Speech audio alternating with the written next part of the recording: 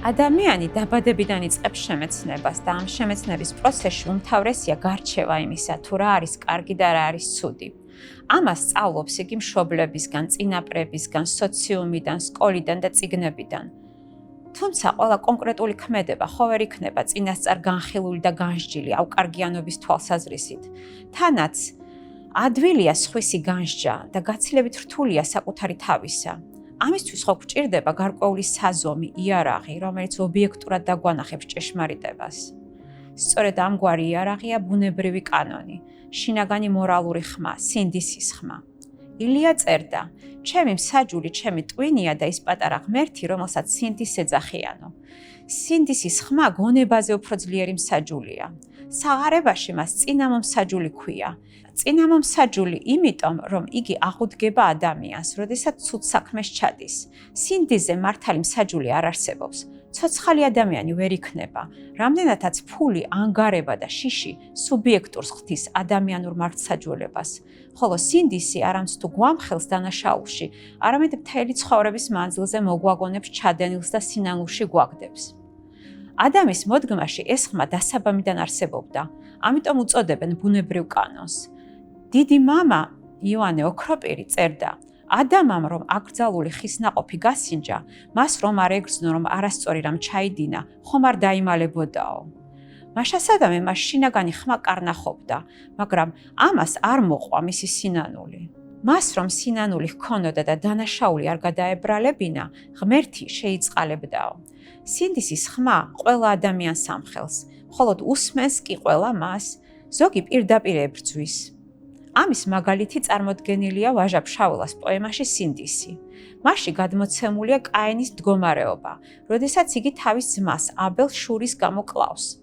მიმავალ მკვლელს მოულოდნელად უხილავი არსება დაატყდება თავს, ჩაუძვრება სულსა და გულში და ჩასძახის: აბელი რატომ მოკალიო?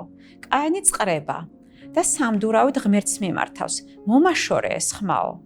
პოემის ბოლოს სინდისი ნაცემ ნაგვემი და ნატანჯი მაღალ მთაზეა დაჩოქილი და ღმერთს თხოვს: მანდ მიმიღე მდევნიან და ვერ ვასრულებ ჩემს მისიასო. ასე დაგვანახა ვაჟამ დევნილი სინდისის ხმის მდგომარეობა.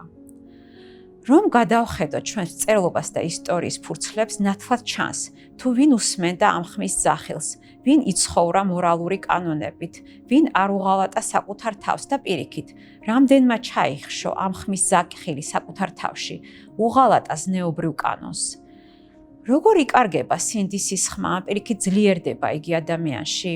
აღმოჩნდა, რომ თურმე ჩადენილი და არაღიარებული ცოდვები ახშობენ მას, ხოლო თვითჩაღრმავება ფიქრი საკუთარ ნაკლოვანებებზე, ასევე სათანადო ლიტერატურის კითხვა და გაანალიზება აწვრთობს სინდისს. სინდისის ხმით ცხოვრება ჭეშმარიტების ძიებას გულისხმობს, სიმართლის მსახურებას. ამგვარი განსჯითი დამოკიდებულება ყოფიერებისა თუ საკუთარი ისტორიის მიმართ დაამკვიდრეს დიდმა ქართველმა მწერლებმა, დავით გურამიშვილმა და ილია ჭავჭავაძემ. ქართულ მწერლობაში ნათლად ვხედავთ პერსონაჟს, რომელსაც ამგვარი მორალური თვითგანსჯა დაუკარგავს. ეს არის ლუარსაბ თათქარიძე. არადა როგორი ქართული ფენომენია ეს. სინდისის ხმა ამხელს ადამიანს დაწერილ სჯულის კანონთან მიმართებით. დღეს ყველაზე სახიფათო ტენდენცია ზნეობრიობის გაუფასურება. მის მიმართ დამკვიდრებული ცინიზმი. ჩვენს ეპოქაში დგინდება ახალი მორალური კანონები, ავტორიტეტული ინსტიტუციები თუ პროპაგანდისტული სამსახურები და თავად თანამედროვე კულტურის მსახურები ცოდვას ნორმად გვიცხადებენ და მის მიმართ შემწყნარებლობას გვასწავლიან. ქრისტიანობა შემწყნარებლური რელიგიაა, მხოლოდ არა ბოროტების მიმართ.